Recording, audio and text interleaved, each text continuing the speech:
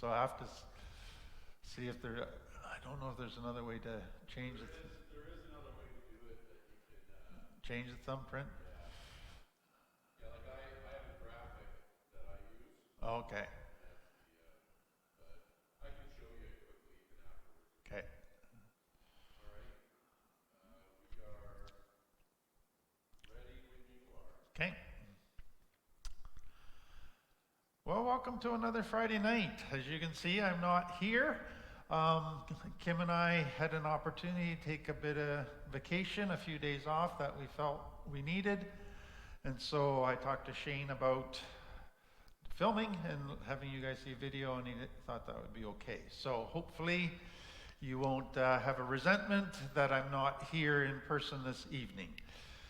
So we're going to continue to part 5 of this Understanding Trauma series.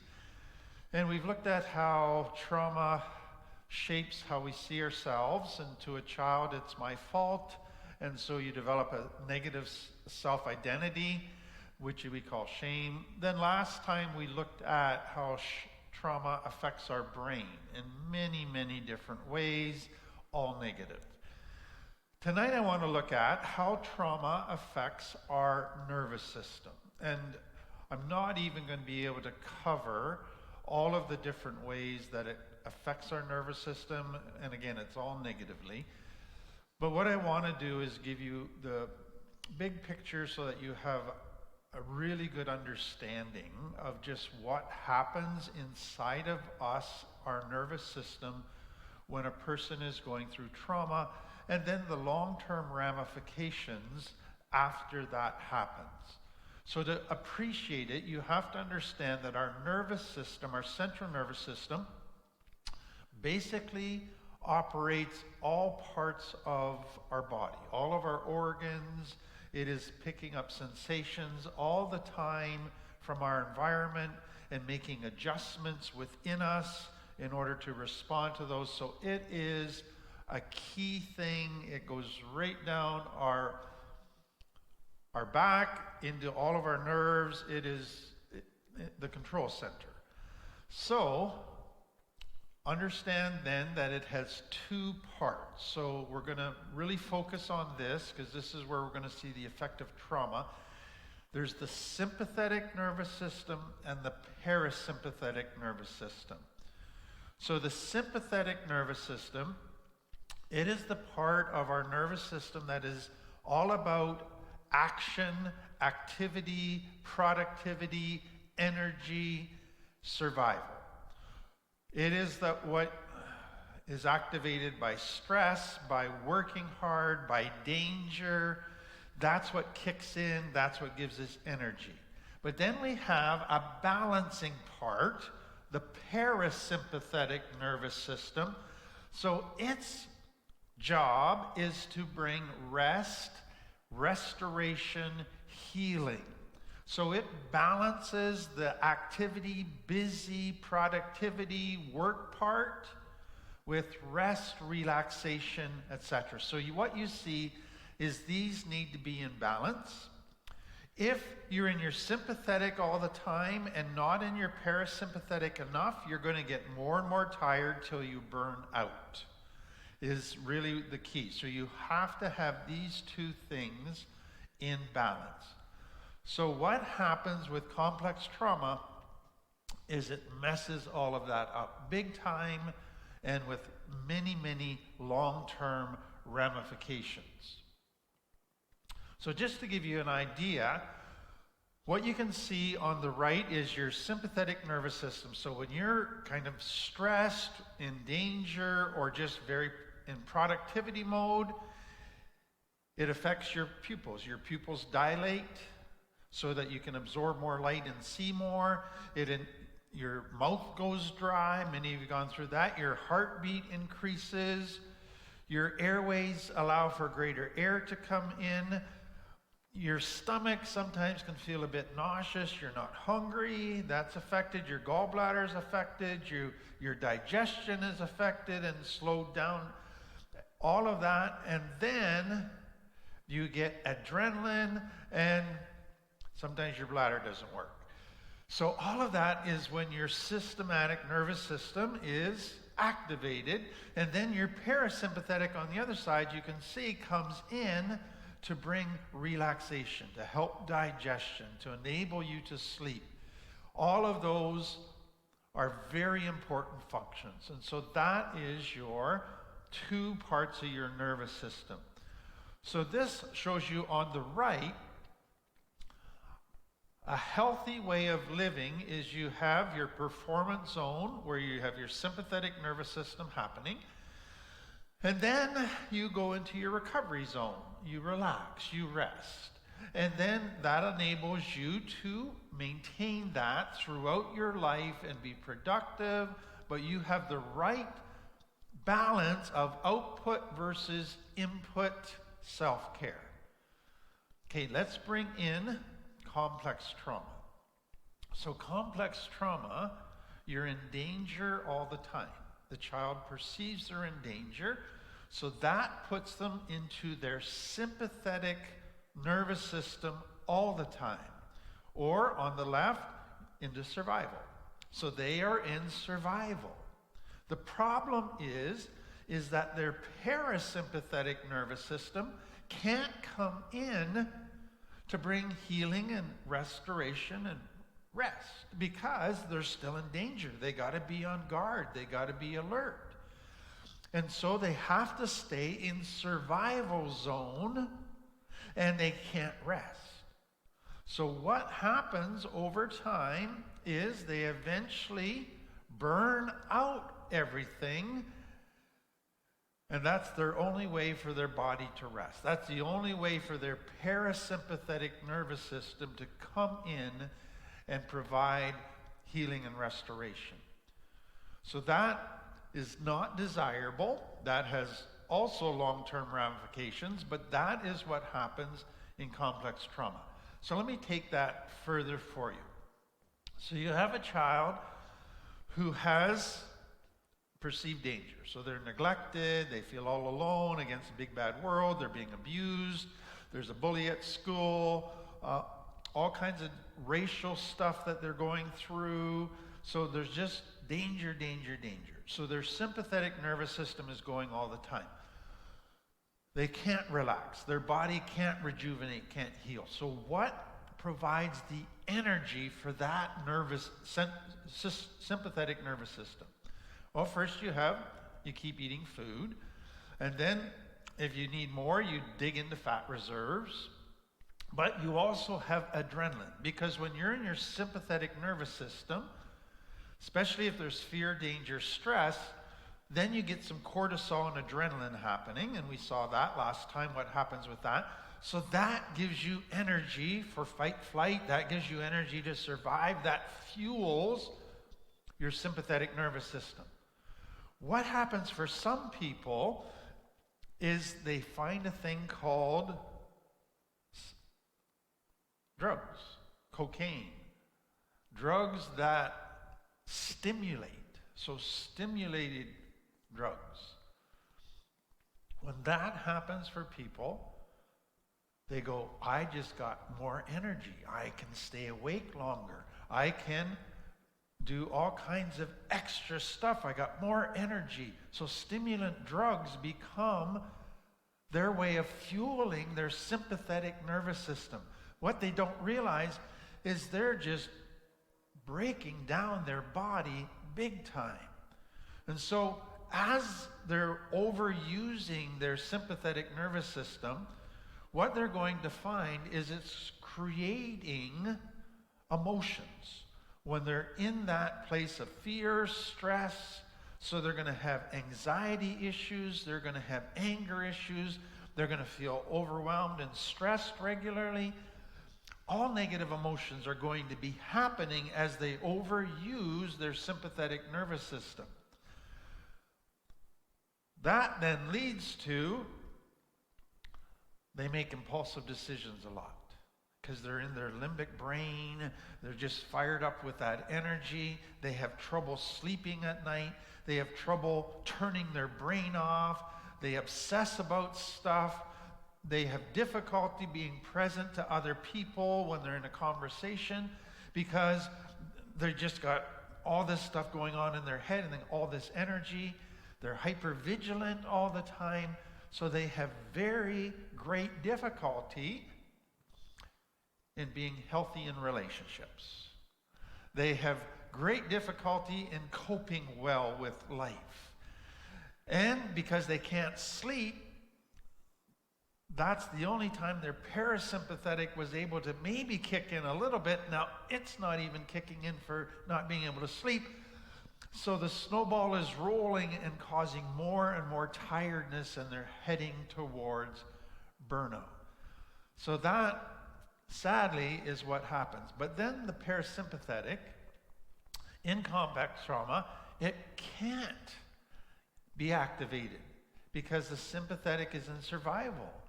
So, after a while, the parasympathetic nervous system kind of realizes, if I don't somehow get activated and provide some rest and healing, this person is going to burn out.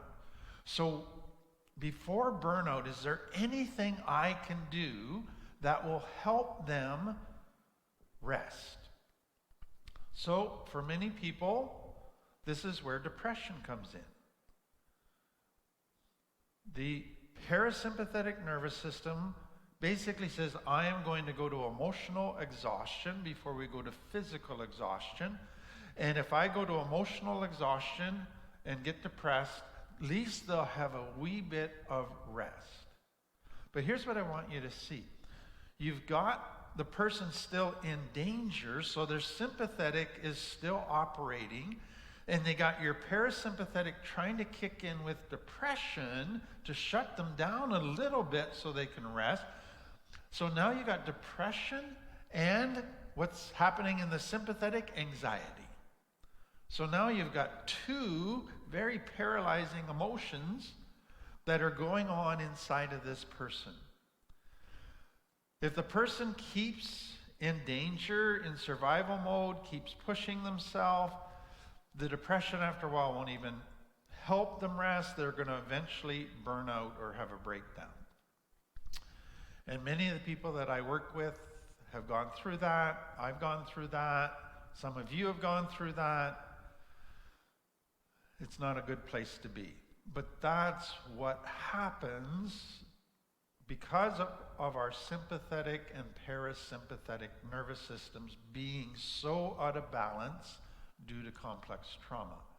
Now let me just take this a little bit forward as to some of the long-term ramifications of this. What happens for a lot of people when they hit a breakdown, they crash, or let's say they ended up in drugs and they hit a bottom and they crash that way, they go into recovery, or they go on disability due to burnout, due to all of the problems that they're having. They might have chronic fatigue syndrome, fibromyalgia, other things. All of that is part of their breakdown. So they rest. And maybe it's a year they rest, maybe 6 months, maybe 2 years, but they are incapable of going back to that very productive life. So their parasympathetic is working. It's letting them rest. So they're healing a bit internally. They can get to a point where they go, okay, I'm feeling back to normal again. And so instead of going, I need to now move forward in life, balance between sympathetic and parasympathetic, what they do is go, oh, I'm feeling great again. Let's go back to sympathetic all the time, 110%, and then they burn out again. And that is, sadly, the pendulum swing that some find themselves in, where they go, burnout, and burnout is basically parasympathetic resting, feel good, let's go back 100% to sympathetic nervous system. Some that gets then diagnosed as bipolar disorder. You go from depressed to manic. Then you burn yourself out, go depressed, back and forth. And it's a very sad way for people to live. Other people who've come out of addiction, they get kind of sobriety under their belt, clean time, they start feeling better about themselves, and then they relapse into drugs. And so they're back into just sympathetic nervous system, burning themselves out, and they start to sense, I'm burning myself out, and their brain goes, I know one way to get a holiday. Okay, we're going to have to edit that part out, Shane. Let me say it this way. So I'm going to start with the drugs again. So let me take this to a person who's coming out of addiction. So they come out of addiction and they've been in treatment, they've got some sobriety under their belt, they're starting to feel good, and they go back to work. They get a job, they get in a relationship. And all they know is, let's go back to sympathetic nervous system 100% of the time. And so they go back to work, go, and they're starting to burn themselves out. What does their brain do? It says, I know one way to take a vacation, to get my parasympathetic nervous system working. Let's relapse. Relapse takes, then I don't have any responsibilities. Then who cares about anything? I just do my own thing. And so relapse becomes their only way of getting back to taking a vacation, but it doesn't work. It just messes them up even more. There's another thing that can happen long term, and this is really, I think, significant. What happens, I think, in the body, and there's evidence that Dr. Gavin Maté has supported, is the body begins to go, we got an issue with cortisol and adrenaline. Because this person doesn't know how to use them in short little bursts rarely. They just want it all the time. And they keep burning themselves out. So let's set up an internal system now that responds differently to cortisol and adrenaline.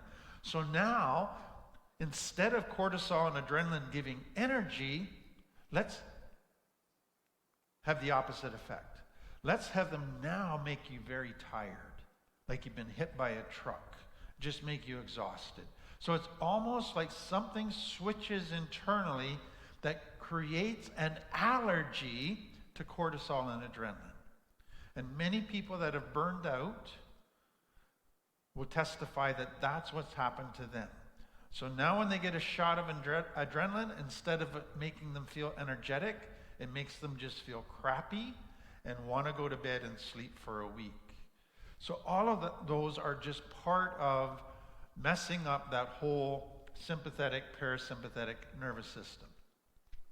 Now I want to add something that hopefully will help many of you, because some of you go, I still don't know that I have complex trauma, because I came from quite a good home.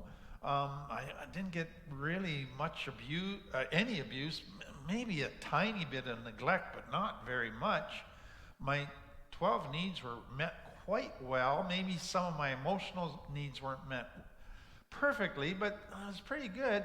So I don't know why I have most of these 60 characteristics of complex trauma.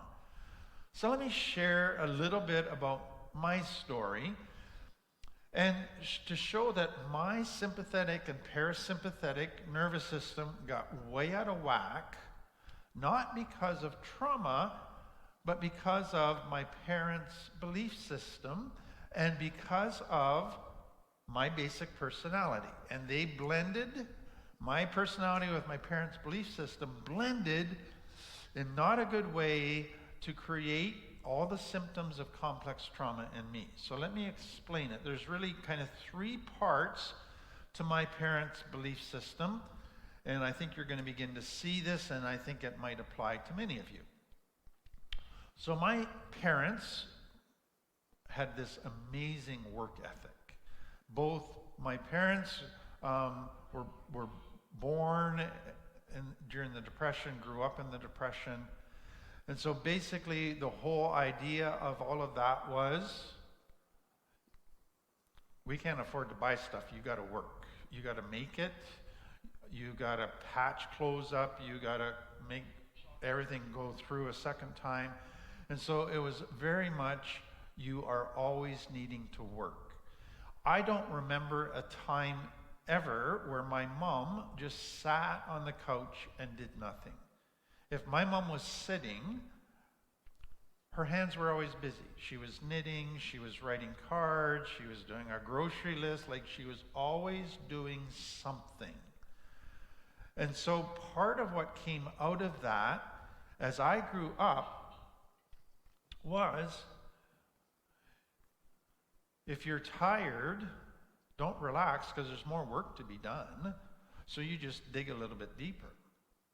And if you relax, you're being lazy or you're being selfish. So that was kind of the environment. It wasn't always said, it was rarely said, but it was felt by the looks you got. Or if you sat and just wanted to do nothing, here's a job. You need to be doing this. So that was all part of that. And so wasting time was considered to be a great evil. And you only have one life to live, so make it count. It was kind of drilled into me all the time. So what I realized looking back is that if I ever relaxed, I felt guilty. So another way to say that is, you stay in your sympathetic nervous system. That's being a good person. To go to your parasympathetic, that's being selfish. That's being lazy. And so that worked for me because I was a high energy kid. I just wanted to go all the time, and I loved being in my sympathetic nervous system. I loved the rush of that. And so to work all the time, I had the energy to do it. And so I fell into that very easily. Then there was another piece to this, and it was a distorted view of play. So I grew up where my parents loved and encouraged us as children to play. And we did our chores, but man, we spent most of our days playing. And I played every sport I could find. That I just loved it. But once you got to be an adult, playing's for children. Now it's time to grow up. Now it's time to get serious. Now it's time to work.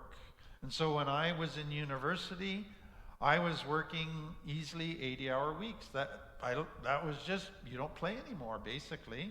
It's work time now. You're an adult. So that whole concept of work, which came out of a very good work ethic, got twisted a little bit. And because of my personality, I loved it. It appealed to me. So I loved adrenaline. I loved digging deeper. I loved go, go, go. So that's the work part. But then there was a second piece. And that was loving others versus loving yourself. Loving others versus self-care. So my parents were models. And in my mind, fantastic models of loving other people.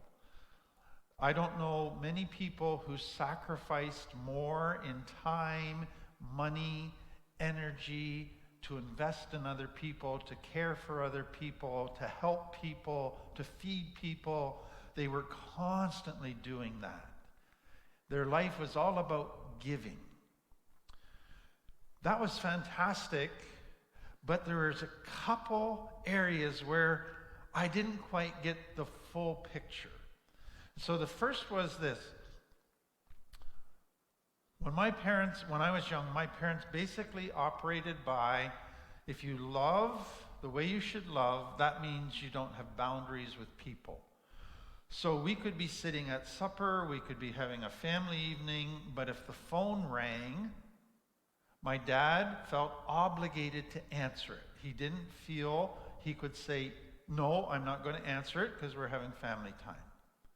So they couldn't put a boundary there. If somebody knocked on the door, he didn't feel he could say, sorry, we're busy, I can't talk to you right now. He felt obligated to let them in. So love had no boundaries. So you never turn anybody away if there's a need. Then, second thing is, if you're truly a loving person, you should always be sacrificing. You should always be putting your needs aside for somebody else. That should be the constant characteristic of your life. And so because there was so much need, you just don't take time to relax and do stuff for yourself, because then that would be unloving. There's needs to be met. You got to be doing that. So if you stop then to take care of yourself, to kind of have input into your own life and do stuff you enjoy, you're being lazy or you're being selfish. You're not being loving. And what's interesting to me is my parents grew up in a conservative church culture. Much of that I'm very thankful for. But as I look back on it, here's what I realized. The people that were put kind of to a place of being emulated, this is a person that we look up to, this is a person that is valuable in our community, they were people who made the greatest sacrifices. People who loved by what I just described. What that meant was they were the most tired. They volunteered for the most things. They were always busy helping others. So what I begin to realize now, with what I know, is we respected people the most who were out of balance. People who went to the extreme of sympathetic nervous system going all the time, and parasympathetic, no, that's probably bad. That's very interesting to me looking back, but that was considered, back then, that was considered healthy, even spiritual. Then there's a third piece, and it kind of ties in. And it's around stress. So I was given many good tools for handling stress, but I wasn't given some of the most important tools. So what are some of the most important tools for stress? You need a balance between work and rest. Well, I wasn't given that balance. Work was more important than rest, and it outweighed rest and outdid rest. Secondly, if you're going to handle stress properly, you got to learn to set good boundaries and say no to people. Well, I wasn't taught to do that. So what tool was I then given to handle increasing stress? You just dig a little deeper. Well, that appealed to me. I love digging deeper. So I went into my 20s, and I didn't say no to people. I didn't have a balance between work and rest. I just dug a little deeper. Then here's what happened. I got married. Then 2 years later, we had 3 children within 4 years. So all of a sudden I had 3 children under the age of 3 or 4. So life became super busy. But when just before my first child was born, I became a pastor. And then that church started to grow, and it doubled in size. And so I'm a father, a new husband, father of 3 young children, and a growing church. And I'm just turning 30. And I'm working 80-hour weeks. And I'm investing in my kids, trying to be as involved as I can in their life. And all of a sudden, I'm having health issues. All of a sudden, things are starting to break down, and I burn out. All because I was unable to enforce healthy boundaries and to have a balance between work and rest. Sympathetic, parasympathetic. Here's what I want you to see. By putting myself into that environment of marriage, children, busy job, I was actually putting myself in a complex trauma environment. I couldn't relax. I was constantly needing to be doing something, on alert.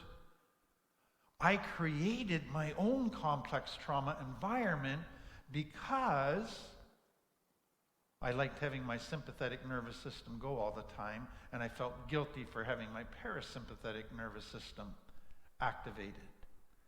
And all of that led to a total breakdown where I had to go on disability for a couple of years. So that to me is one way then that people who come out of a very good home but get some key things not quite accurate that result in their sympathetic nervous system working more than their parasympathetic nervous system, you actually create a complex trauma environment for yourself. And then that leads to the exact same consequences in your body as if you had been raised in abuse or neglect or abandonment. Kind of scary when you think about it, because that's sadly what's happened to many people in our culture who come from decent homes, but it's that work ethic, that definition of love, that attitude, that stress, you just dig deeper, that has set people up for the exact same problems as people who come out of severe abuse and severe neglect. So let me move to how do we recover? So you're maybe going, you're describing me. I've lived my life in my sympathetic and then ignored my parasympathetic, felt guilty about my parasympathetic, and I burnt out, or I just got some major health issues because of it. What do I need to do? So what I want you to see is the big picture is you're retraining yourself to have a balance between your sympathetic and your parasympathetic. But you're retraining yourself when your normal has been an imbalance. That's what feels right. That's what feels natural is an imbalance. So another way to say that is unhealthy was your normal. And unhealthy feels normal. You're trying to go to a healthy normal, but it feels not normal.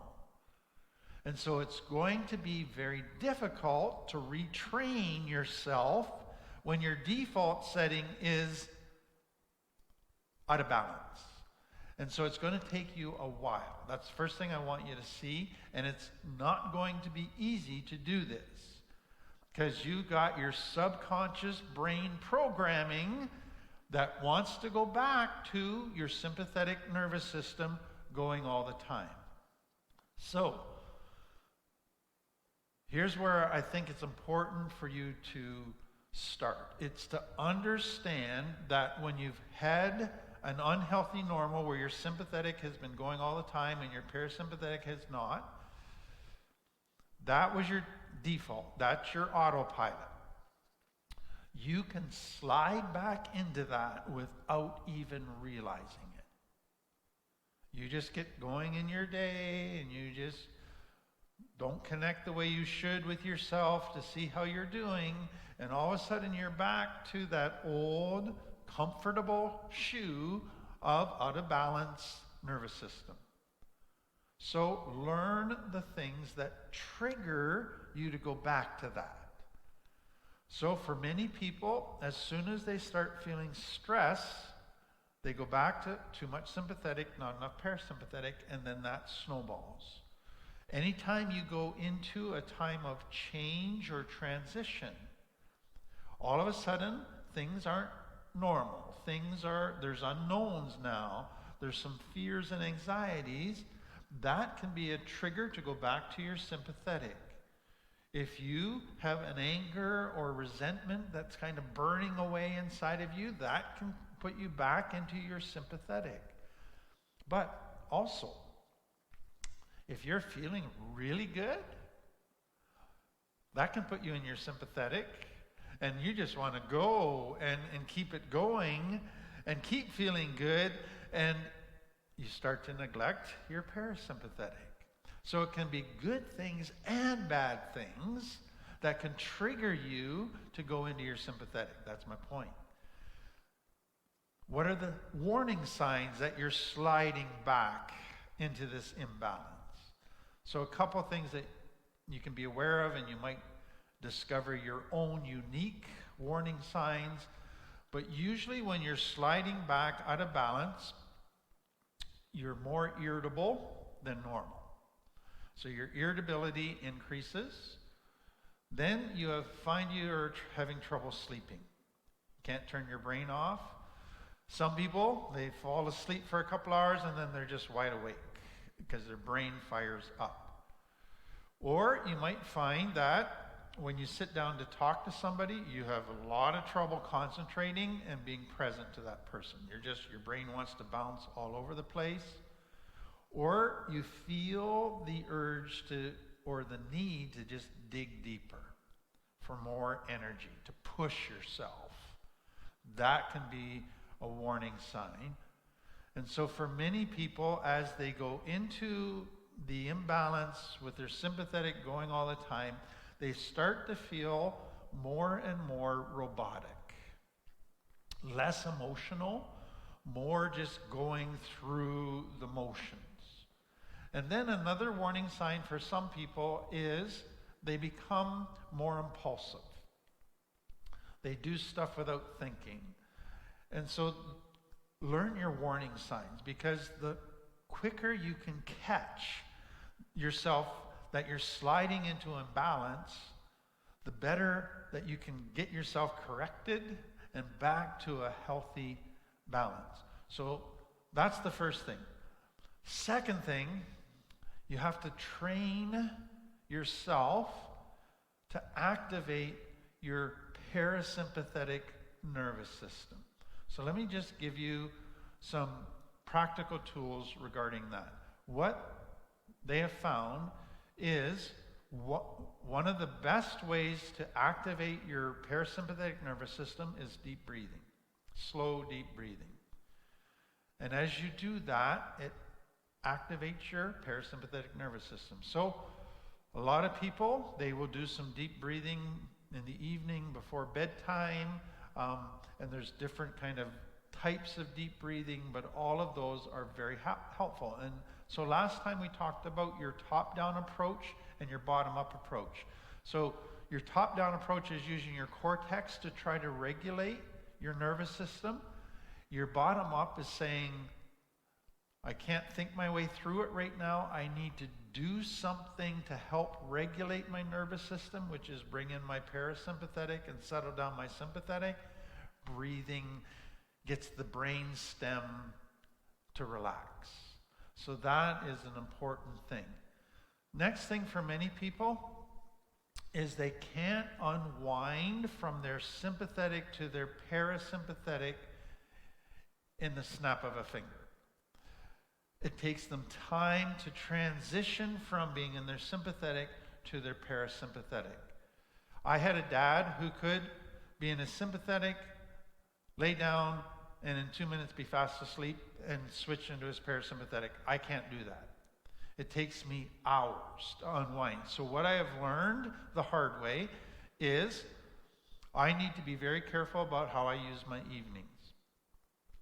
I can maybe have one evening a week where I'm doing something, but most evenings I need to start unwinding about supper time, where I'm starting to relax. I'm not going to meetings. I'm not reading stuff that's going to get my brain going. I'm not involving myself in conversations with people that could have conflict or problem solving. I'm not watching high energy type movies. All of those things, that would just get my sympathetic nervous system going again, and then I wouldn't be able to sleep. So I have to be very careful about how I use my evenings if I'm going to unwind and transition into my parasympathetic nervous system. Then I've had to realize that basically when I'm in my sympathetic nervous system, it's like a car engine. It revs up to 10,000 RPM. And when I was young, I loved my car engine at 10,000 RPM. My sympathetic nervous system doesn't kick in until I get that car engine down to 1,000 or 2,000 RPM. And so that's what the slowing the RPMs does in the evening. But what I need to do regularly through the day is stop myself and go, what is my RPMs on my internal engine right now? And I go, whoa, it's about 8,000. Okay, that's okay right now. But then later in the day, it's still 8,000, but whoa, it's 7 o'clock at night. This is not a good thing. That I should be starting to get down. So I need to develop a way to check in with myself, to check out what my RPMs are, to see, am I in my sympathetic or my parasympathetic, and is this the right time to be in my sympathetic, or should I be in my parasympathetic? The next thing that I realized about myself was, because my normal for so many years was being in my sympathetic, I could have times in a day where all of a sudden I just had an urge to go into my sympathetic and get an adrenaline shot. And I had to stop that from happening. I had to learn to put the reins on it. Everything in me wanted to rev up the engine, put my foot on the gas, and I had to, whoa, we're not going there. I didn't like that, but I had to relearn how to live. And that's really what this is all about. So the next thing is to understand that when I give in and go into my sympathetic nervous system, it will resist slowing down if I try to slow it down after only a short period of time. So if I give in and go into my sympathetic nervous system, and then I go, I shouldn't have done that, and an hour has passed and I want to slow it down, it's going, whoa, no, I'm just getting going here. I want to keep going. And so once it's activated, it doesn't want somebody to put the reins on it. So that was important for me to realize, is if I give into it, I can't just kid myself and say, okay, I'll just give into it for an hour and then I'll stop. That doesn't work well for me. And so don't give into it at all. So those are just, you learn about yourself. Now everybody's different, you might be different, but find out about yourself. Become self-aware of the issues that you have around your sympathetic and parasympathetic nervous system. Okay, now let me take this one step further to the challenges we face in recovery. So recovery, if I am going to get healthy, requires that I build healthy routines, healthy structure. So I get up and I do things in the morning to kind of get myself in a good headspace, to connect to myself, to connect with others. Then I do my unwind things in the evening. All of these become important building blocks of a healthy life. It's routines, it's habits. But those can feel boring. And those are all about helping our parasympathetic nervous system fulfill its role. And that feels boring. And so for people where their normal has been high activity, a healthy life feels boring. So be prepared for that. But once you get through that, what you find is that healthy routine and healthy habits, if they are healthy, actually leads to a deeper joy. So that is very important. Next thing, as a person gets healthier, they have less drama, less conflict, less problems, less crises in their life, and that feels boring to a person who's always been in their sympathetic nervous system. So getting healthier feels boring, which will trigger you to want to go back to your sympathetic nervous system. But then there's another thing. When things are going well, a person that came out of complex trauma goes, I don't like it when everything's going well because the other shoe's about to drop. Something bad's about to happen. And so what can happen for a lot of people when things are going well, they're really enjoying it and they go, wow, I love being in my parasympathetic nervous system, but then that old message in the brain goes, uh-oh, something bad's going to happen. Let's sabotage this good stuff so we go back to our sympathetic nervous system. So the bottom line is this. Getting healthy actually is triggering you to want to go back to the old way.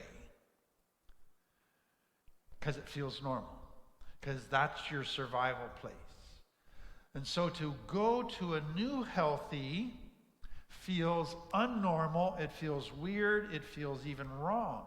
So when I started to learn to relax and take care of myself and meet my 12 needs, I felt guilty. I felt I was being selfish. I was being lazy. Because my conscience had been mistrained. And so I had to retrain my conscience. I had to go through that weird transition time of feeling, oh, I'm being a bad person here by being healthy. It takes time. But after you do it for a while, your new normal feels normal. And then you're able to kind of be okay with it. So, there's one other piece to this sympathetic and parasympathetic that I want to give you that I hope will help you. Your sympathetic nervous system and your parasympathetic nervous system both experience emotions, okay? So they both have access to your limbic brain where your emotions are felt. But here's what I want you to understand. When you're in your sympathetic nervous system, you experience a lot of negative emotions, fear, stress, anger, but you also can experience pleasure, but you only experience a restricted package of pleasure. So think of it this way. When you're in your sympathetic nervous system, go, go, go, you love a party. You love activities. You love playing sports. You love high activity game stuff. They give you pleasure, but you're in your sympathetic nervous system. Here's what they found out, and this is absolutely fascinating. Only in your parasympathetic nervous system can you feel contentment, satisfaction, joy. You can't experience contentment, peace, satisfaction, joy in your sympathetic nervous system. You can only experience pleasure, excitement, happiness. Does that explain why, and it does, for people coming out of complex trauma who are always in their sympathetic nervous system, they never felt joy. They never felt contentment. They always felt a restlessness, an antsiness. So they would seek out sympathetic nervous system pleasure, and that'd make them feel good for a while, but it didn't result in contentment. But they were incapable of experiencing that contentment because they were incapable of going to their parasympathetic nervous system. And so if we're going to experience true contentment and joy, we need to have the balance between our sympathetic and parasympathetic nervous system. Such an important point. Okay, let me go to the next part of this.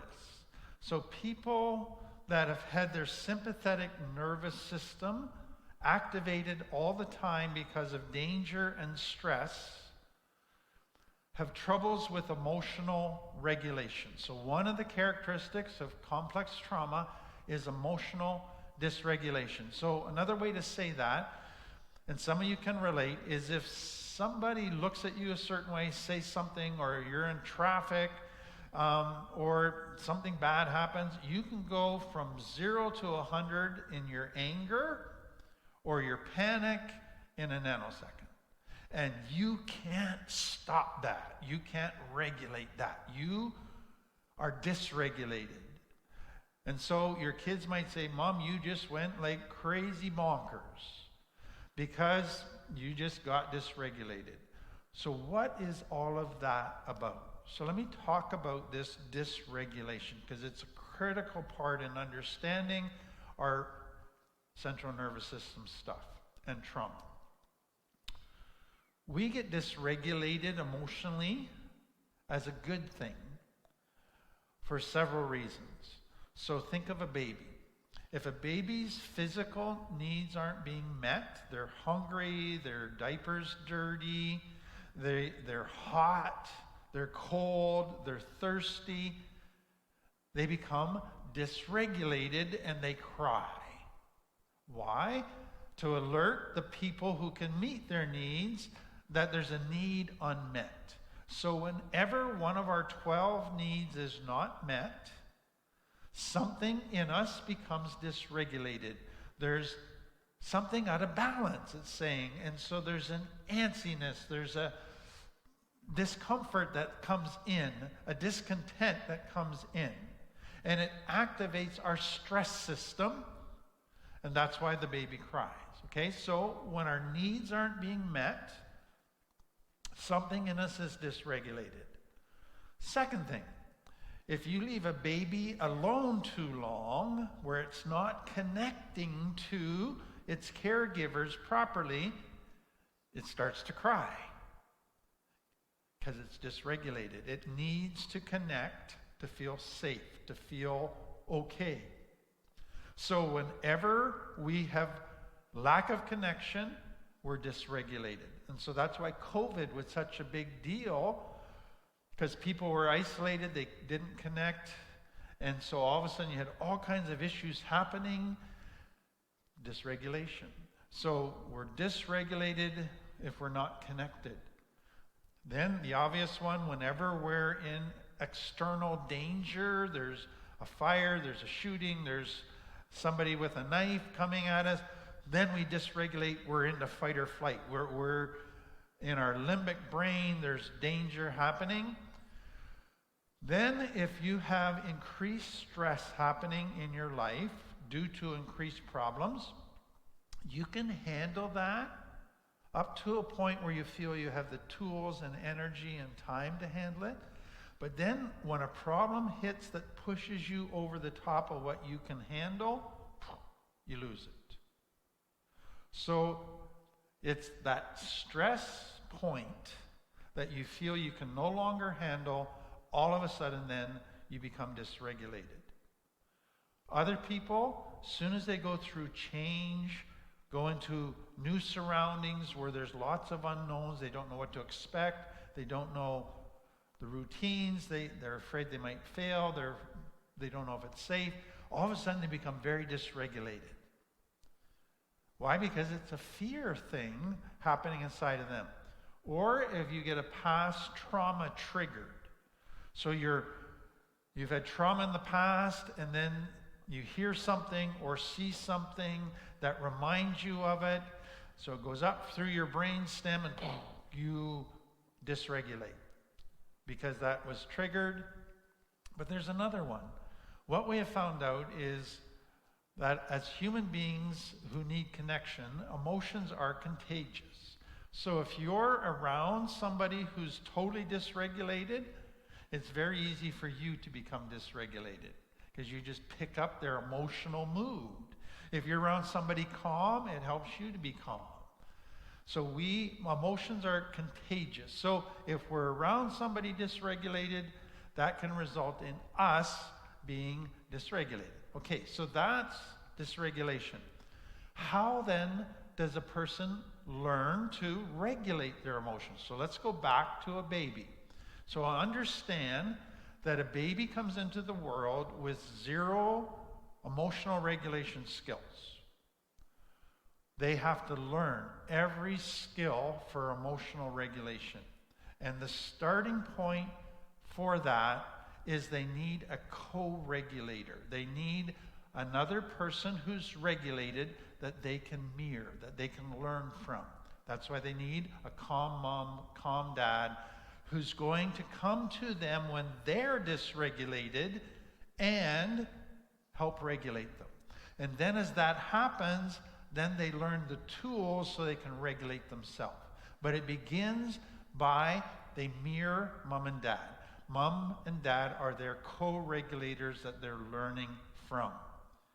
That's really significant in complex trauma, which we're going to see in a minute. So a child has a need, they're crying, So a child has a need, they're dysregulated, they cry. What do mom and dad come and do? They come and they calm them down. They regulate the child.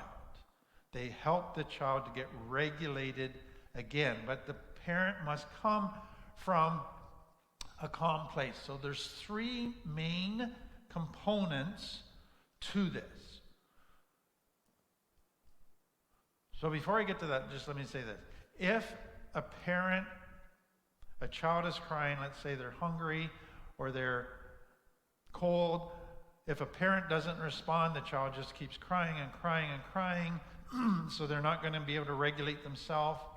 Or if a parent comes and they're super angry, they're super frustrated, so the parent's dysregulated, it's not going to let the child regulate. So that's what happens with complex trauma. A child's dysregulated because their needs aren't being met or because they're in danger, but mom and dad aren't helping them regulate. So what happens for a lot of people is they basically have to go in two directions. Number one, the child has to shut down. Nobody's helping me regulate. I don't have any tools for regulate. Let's shut down. So they start dissociating at a very young age. Or let's develop self-soothing behaviors ourselves. So suck our thumb, rock ourselves, whatever helps us feel calm. Those become self-soothing things that children just kind of pick up as best they can to try and help regulate their own emotions. So what is it that regulates us? So three main things. Number one, rhythm. So this to me is fascinating. What they found is when the child is in the womb, it hears its mother's heartbeat. And because of the fluid in the womb, it feels kind of the rhythm in the fluid moving because of the heartbeat. So the mother's heartbeat is 60 to 80 beats a minute. Guess what they find? When a child is born and it's crying and mom comes and picks it up, puts it in, sits in a rocking chair, and if she rocks it at 60 to 80 beats a minute, it reminds the child of a womb, its safe place.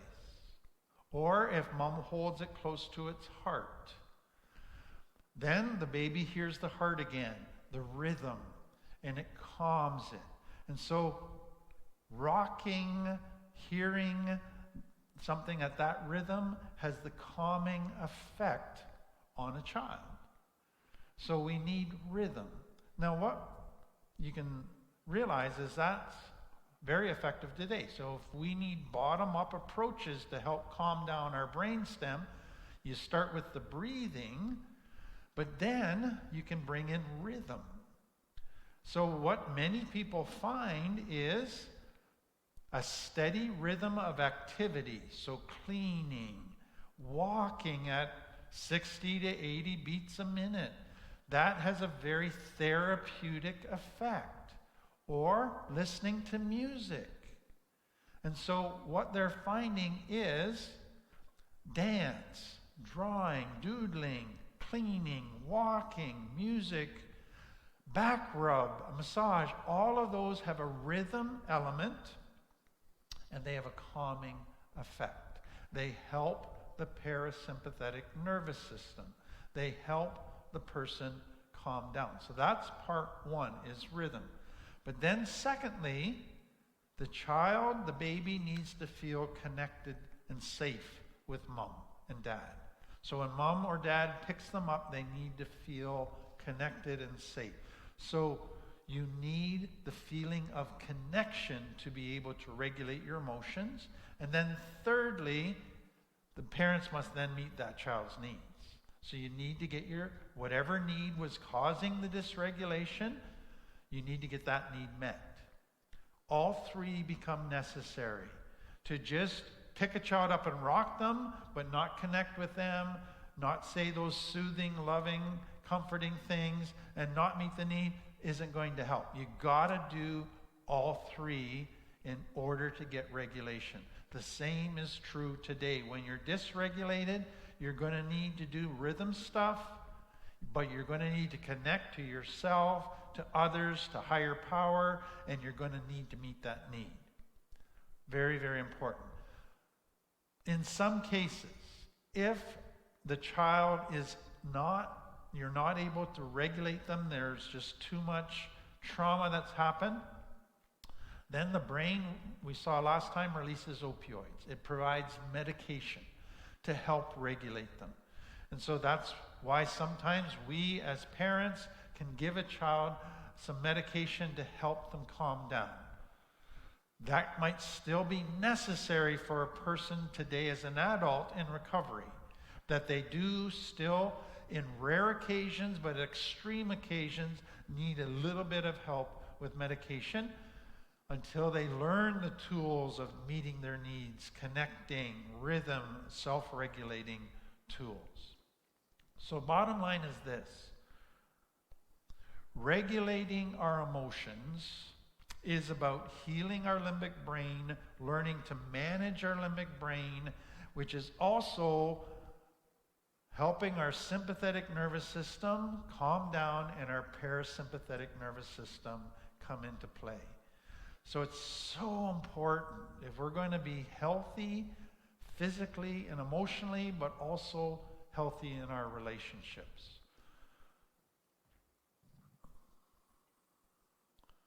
So let me take it to the next thing. And this is around this dysregulation. You may not have thought of it before, but once I explain it, I think you're going to see it and might even feel some guilt around it. When you are dysregulated, you're in your limbic brain, okay? And your limbic brain, if you come out of complex trauma, you're back into your survival brain. And what does your limbic brain do? It goes back and it uses your survival tools that you had growing up.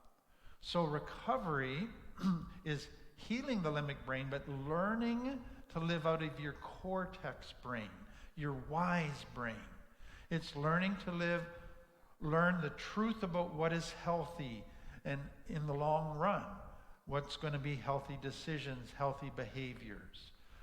So most of us, if you've been in recovery or on a growth journey for years, you will probably live out of your cortex 90% of the time, 95% of the time. And when you're in your cortex, you're committed to love people, take care of yourself, meet your needs, meet your family's needs.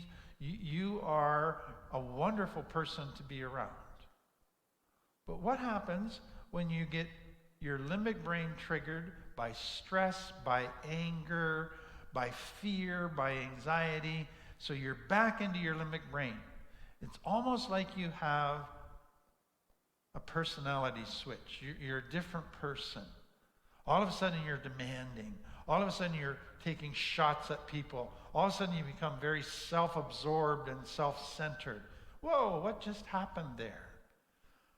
Understand this, is that when your limbic brain gets triggered, if you come out of complex trauma, you tend to develop narcissistic tendencies. You go back to a place where survival is the most important thing. So what happens when you are in survival mode? Your priorities aren't loving other people like they would be when you're in your cortex. Your priorities is, I come first. I got to get what I want or else I'm going to die. So being in survival mode creates narcissistic tendencies. And so when people become dysregulated today, they're back in their limbic brain, they can become what looks like a narcissist. So here's what I want you to see. You can go through 95, 98% of your life loving, giving, blessing, helping other people. But then 2% of the time, your limbic brain gets triggered and you become narcissistic. That's when you do a ton of damage. That's when you hurt those you love.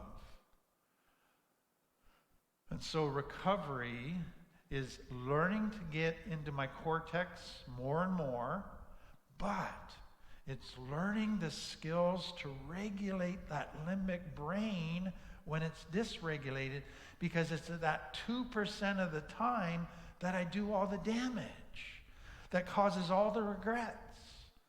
And so I have to learn very important tools to regulate my limbic brain. And those are some of the most difficult tools to learn, because when that trigger happens that puts you into your limbic brain and you're dysregulated and you go from 0 to 100 in a nanosecond, you try pulling the reins on that and say, no, we're not going there. That's one of the hardest things in the world to do. So these are extremely difficult tools for people. So let me go to it, and we'll spend the rest of our time just on some practical tools, and they're really going to kind of go in phases. You got to learn phase 1 before you can learn phase 2. If you try to learn phase 4 and you haven't learned the first 3 phases, phase 4 is not going to work very well. Okay, so phase 1 is you got to learn tools to de-escalate when you are triggered and when you're dysregulated in your limbic brain. So we basically refer to that as grounding. And so that is, you get out of your limbic brain, you get it calmed down, you get back into your cortex. That's the goal of grounding. So that's where the rhythm stuff comes in. That's where connecting with others, making sure you meet that need. And so people find music, walking. EFT is tapping on the different sensitive areas of your nervous system. Some people do the breathing. Some people count to have a rhythm of counting to get them focused on other things. There's all kinds of different grounding exercises, using your 5 senses to go, what am I seeing right now? What am I smelling? What am I hearing? What am I tasting? All of your 5 senses you want to bring in, and as you concentrate on that, it helps you begin to calm down. So you learn tools to ground yourself when you are triggered, when you're dysregulated. Those are difficult, but those are so important. And that's the foundation. If you don't master that, you're not going to be able to do the rest. So once you get that, and I just say, on the internet, there are all kinds of different grounding techniques and things that are very, very helpful for people. So the next thing is phase 2. You get yourself out of your limbic brain, you get it regulated, you're back into your cortex. What I encourage people to do is to go to a self-compassion curiosity. So instead of saying, oh, I failed, I'm terrible, and getting down on yourself, which you might have done in the past, you go, oh, wonder what just happened there. Why was I triggered? Let me see if I can learn from this so that if it happens again, I might have a better idea about what I could do. So instead of judging and condemning and getting down on yourself for being triggered, go to a compassionate curiosity that wants to learn from this situation so you can grow and become better because of it. So that's part 2. Phase 3. You want to develop tools that help you increase your stress system ability to respond to stress and to get your parasympathetic nervous system activated more often. So what they're finding, and it's quite interesting, that if you want to increase your overall stress system's health and ability to handle stress, you don't want to just wait until you're in a crisis and dysregulated and then have grounding tools. You need to go beyond that. So yoga, they're finding that exercises, stretching, bending, all of those different things are very helpful just to strengthen all of that inside of you. Running, they're finding pet therapy, art therapy are very good because you're connecting, you're calming, you're building this strengthened stress system. Then there's this thing called EMDR, which is eye movement desensitization reprocessing. It is very effective for people with trauma. And basically what it is you move your eyes as far as you can, one way, the other, up, down. And what they have found is as you move your eyes in those ways, it helps you get out of your limbic brain into your cortex. So if you're triggered, and all of a sudden you're getting flashbacks and all of that, by moving your eyes, it can help you get into your cortex and look at the trauma, not as if you're there as a little child, but as you are today as an adult, and then you can reprocess it. So EMDR is a very useful, effective way of helping people with this. And then you got to begin to learn to meet your 12 needs. Otherwise, you're going to keep getting dysregulated that your needs aren't being met, and you have to develop healthy connections with healthy people. So those are the components of building greater skills for self-regulation and a healthier stress response system. Then phase 4, you got to begin healing some of those deep wounds that still get triggered and that cause you to get dysregulated today. And so that means you got to go back with somebody who can help you process them in new ways and heal from them so that they don't trigger you as much. And that's going to be a process that will take time, but it is an important part of this healing journey. And then there's mindfulness. And what I mean by that is just training yourself to check in with yourself and do an inventory 2, 3, 4 times a day and just go, okay, what emotions am I feeling right now? How intense are those emotions? Where's my stress level at? Where's my anxiety level at? Where's my anger at? Where's my depression at? Check in. How intense are those emotions? And then, where's my mental state? Am I kind of in a negative mental state, critical? Or am I kind of just feeling discouraged, feel like giving up? Like, where's my mental state at? Am I just tired, exhausted, overwhelmed? Stop and do that. And then you go, okay, what's going on? Curiosity. Why are these things happening? Am I too busy? Have I not been getting the balance right? Do I need to put some boundaries in place and learn to say no? Is this because a wound's been triggered and I need to go back and find out what that wound is and get some healing for that? So learn mindfulness, to get connected to yourself, to become more aware of what's going on inside of you so that you can do preventative maintenance before you become dysregulated. Such an important part of this growth process. Let me end by saying this. I referred in the first session to Dr. Bruce Perry, who's written the book, What Happened to You, which to me is one of the most excellent books around trauma available today. He was asked to go to a huge gathering of psychologists and medical people in New Zealand, and it was put on by the Maori tribal leaders. And so Western doctors and psychologists and all of them came in with all of their Western approach to medicine and kind of all the stuff that we do in diagnosing, getting the right medication, the right treatment. And the Maori leaders heard all of this and they said, you guys have done so much to help us in our understanding of diseases and how the body works. But we really think you're missing the key component to a healthy life. The key component to a healthy life is connection. So here's what I want you to understand. This is, to me, mind-blowing. What they are finding is if you are connected to healthy people and you feel safe, that is mainly your parasympathetic nervous system will come into play. When your parasympathetic nervous system is working the way it is, so your stress isn't activating your sympathetic nervous system, your body is going to rest. Your body is going to heal itself. Your body is going to be able to deal with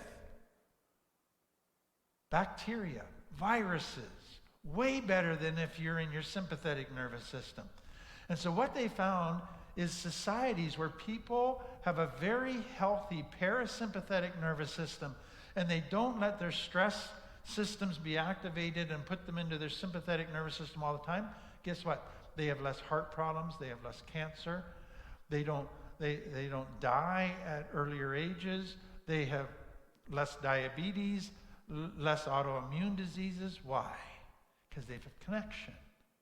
And so what the Maori elders were saying, and I think we need to hear it, is if you want to get physically healthy, it's great that you have all your medications, but what are all your medications mainly for? Stress-related diseases.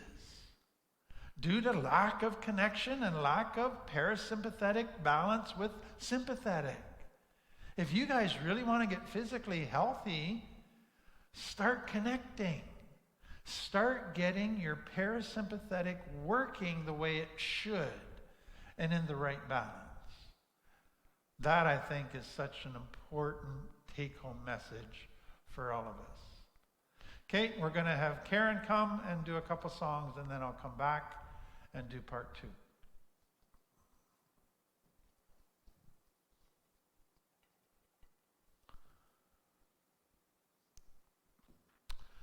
Okay, I told you last time that we're going to look at complex trauma in the Bible. Now, that term is not used ever in the Bible, but the concept is there. And I think the best place to find it is Israel coming out of slavery.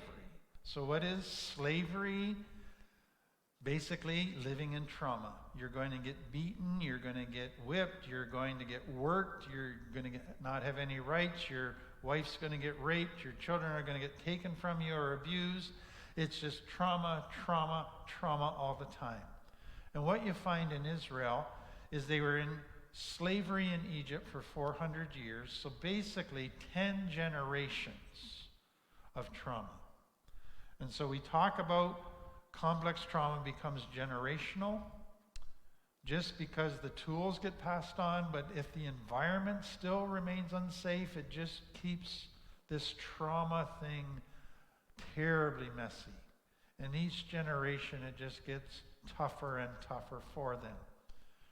So after 400 years in slavery, Moses, under God's direction, comes in. There's the 10 plagues. Israel is released from slavery. They're granted their freedom. They take off, and what happens? And here's what I want you to get. So first of all, they have this huge celebration. And Moses' sister Miriam's part of singing and dancing. And it's just a great time. We're finally free. The past is behind. There's no more slavery. This is fantastic. Then they have this commitment in their mind. We are going to stay free. We are not going back to slavery. That was a terrible way to live. We don't want that for our children. We want to stay free. But what they don't figure out, and we're going to see this more clearly as I develop this, their belief is our lives were terrible because of the slavery. Our lives were bitter. Our lives were not satisfying.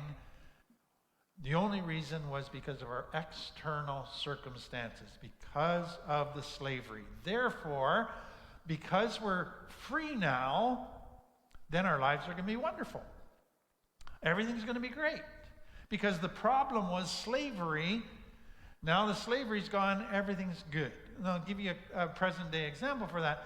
Many people who are in addiction end up hitting this bottom, and their life falls apart, and they go, the reason my life sucks is because of the addiction. If I can just get clean and sober, then my life will be wonderful. That is not true, but that's easy to fall into that thinking. And that's what Israel did. So I want to read to you what happens in the days and months right after they're released from slavery. So they've just had this huge celebration. so happy to be free. Everybody loves each other. Everybody's overflowing with happiness. 3 days later, they're at the Red Sea and they grumble because they don't have enough water. Now they're complaining. 1 month later, they're complaining about how they don't have enough food and about the kind of food that they have. And then right after that, they grumble some more about not having water. And then in chapter 18, we find that from the time Moses gets up to the time he goes to bed, he spends all day listening with lines of people waiting to talk to him. And what does he do? He listens to their complaints. Complaint after complaint after complaint, all day long. It's a nation of complainers. It's a nation of disgruntled, unhappy people. And then when we come to chapter 32, they get impatient with God. They get impatient with Moses, and they decide to make idols. After 11 months of freedom, here's what they say. Now the people complained about their hardships. If only we had meat to eat. We remember the fish we ate in Egypt at no cost. Also the cucumbers, melons, leeks, onions, and garlics. But now we have lost our appetite. We never see anything but this manna. So they are grumbling big time. And then they say this. Why is the Lord bringing us to this land only to let us fall by the sword? We're all going to die here. Our wives and our children will be taken as plunder. Wouldn't it be better for us to go back to Egypt? And they said to each other, we should choose a leader and go back to Egypt. Whoa. They're not even into their freedom a year, and they're already wanting to go back. Why is that? I see it happen all the time. People come to me and say, I want to be free of addiction. I want to be free of my crappy life that I created for myself. And they get into this new life, and within a year, they're back to the old life. What is going back there all about? Why do they want it? When at first they said, we're never going to go back. We hate it. It was terrible. Bottom line is, they haven't dealt with their trauma. And let me see if I can show you that. The first place, once they're delivered out of Egypt, the first place God brings them is to Merah. And they're all excited because there's water there. And you remember they go and they taste the water, and it's bitter. They can't drink it. And so they're mad, and they're complaining about it. And so Moses comes in, and he throws a branch in, and the water becomes sweet. And they can drink the water, and they're satisfied. Now here's what it says in Exodus 15. God says, I am the Lord that heals you. Now you would expect that he's just healed the water. You would expect that God would have said, I'm the Lord that healed the water. But what he is saying is, I'm using this water as a metaphor of you. So the water is bitter, you're bitter. Whoa, what is God saying? Your problem wasn't the slavery, your problem is you. There's something in you that's causing you to become bitter and to be bitter. So it's not that you just need to be healed by being taken out of slavery. You need the water healed. You need you healed. You need to be made sweet.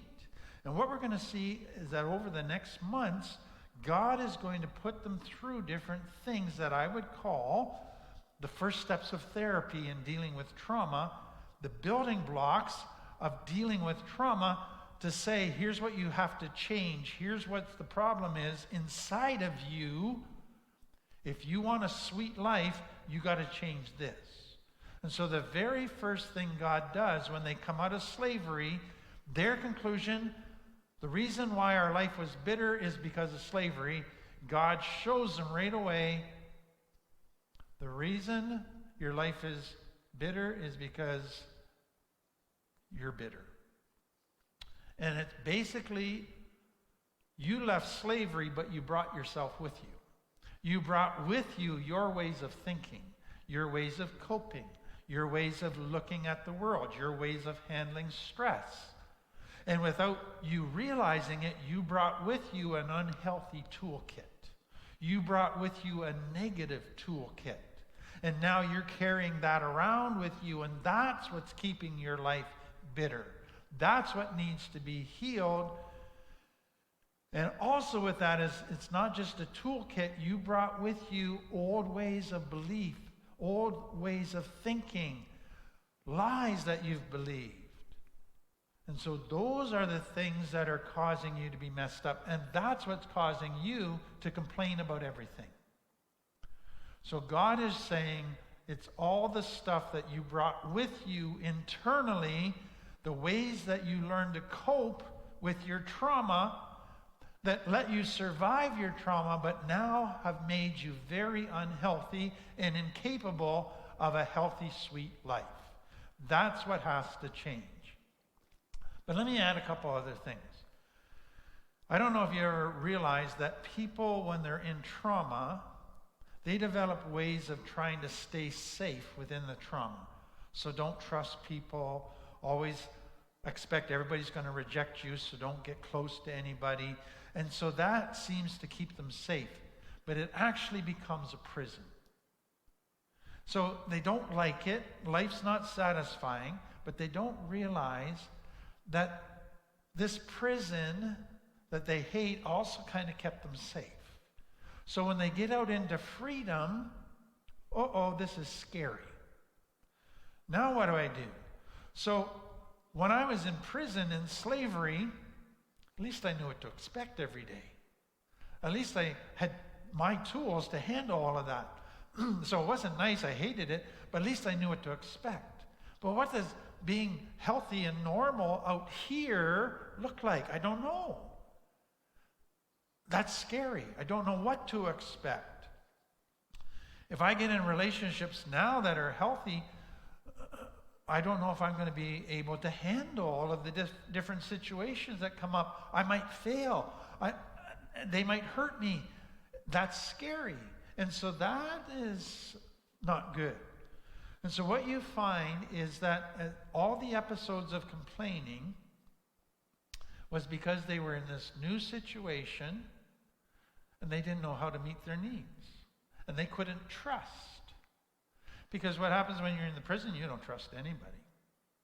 Now they're in a situation where God says the building block of healthy recovery is trusting. And so let's start by trusting me. I'm going to make you dependent on me for food and water. Well, no, we don't trust anybody. So now we're going to complain every time we sense a shortage of food and water because we don't want to trust. And so freedom is scary because it requires trust. But secondly, now you've got to go out every morning and pick up the manna from the ground. Now you've got to have extra responsibilities. That's scary. And so this whole freedom thing, well, maybe being a slave was better. Take that a little bit further. Being free is sometimes not as great as we think it's going to be. So you think of a teenager who's at home and they've got all these chores and responsibilities that mom give them. Mom and dad say, this is good for you. It's going to help prepare you to be an adult. And they go, this feels like slavery. I just work around here. I can't wait to get out of here. And they leave home. And at first they go, oh, this is so great. I can just sit around all day, no responsibilities. This is a wonderful life. After a couple months, laundry's piling up, bills are piling up. They're phoning mom and dad, say, could I move back home? Because freedom isn't quite as great as they thought it would be. So what happens for many people when they're in slavery, when they're in this problem survival lifestyle, is they hate it and they want freedom, but they develop a fantasy of what that freedom will be like. And so they come out and it seems to be that way at first. But then they realize there's responsibilities. You got to do it every day. And it's got really hard work at times. And all of a sudden they're going, whew, okay, I'm not liking this as much. Now, there's another piece to this that comes out of complex trauma. I call it the 80-20 rule. So when a person comes out of trauma, so let's say they go to a treatment center like React. At first, this fits their fantasy of freedom. These people are wonderful. This is a great program. 100% positive. Then they find one problem, one thing they don't like. It bursts their fantasy. But they don't have the ability to say it's still 99% good, 1% bad. They get fixated on the 1% that's not good. And that 1% grows in their mind till 20%, 50%, and pretty soon it's all bad. This is a terrible place. Nobody should go here. And that's what happens when you come out of complex trauma. You're looking for the negative because that's how you prevent yourself from getting hurt. Once you find the negative, you fixate on the negative and blow it up until the negative is all you see. And that's what happened to the people of Israel. Freedom wasn't quite what they thought it was going to be. They got fixated on the negative. They blew up the negative. And before long, all they saw was negative and said, it's better to go back. That happens so often. One final thing. Notice when they were complaining, they said, we miss the onions and garlic. That's another way of saying those were the spices of that world. They're still some of the main spices we use in our food today to add flavor, to make it more palatable, to make it more exciting. And so what they're missing is the things that made life more exciting. What happens for many people when they come out of slavery into freedom? They find out there's a lot of work, routine. It's the same every day. It starts to feel boring. And they go, we miss the exciting, spicy stuff. We miss the stuff that gave spice to life.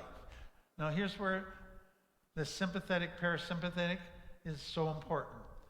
What do they know about happiness? Only sympathetic pleasure, only spiciness. They've never experienced parasympathetic joy. They've never experienced deep contentment from the parasympathetic. They don't even know about that. So now, when the Israelites come out into freedom and life starts to get routine and boring, they're not in their sympathetic because they're not in their parasympathetic. They're still in their sympathetic. They're still thinking like slaves in survival mode. They're not experiencing true contentment. It's there for them if they would trust, but they're not willing to do that. So they begin to go, we need the sympathetic pleasure again. We need the spicy stuff. And that's what happens to so many people in recovery. They come out, life gets routine, but they don't go to their parasympathetic to trust, to joy, to contentment. And so life feels boring, and they go, we need to go back to spiciness. And that leads to relapse, back to prison, back to all of the old slavery stuff. So that's just an introduction of kind of what happened with Israel. Hope you can see the parallels to our journey as we come out of our own trauma stuff, how easy it is for our brain to want to go back. Let's pray. Father, thank you for this example in the Bible of so practical of Israel and how we relate to them so perfectly to what they were going through, to why they were going through it. And I just pray that it will help us be more willing to look at our own trauma, to realize, hey, this is actually talked about in the Bible in great detail once we begin to look at it through this lens. And I just pray it will lead to greater growth and healing for all of us. Amen.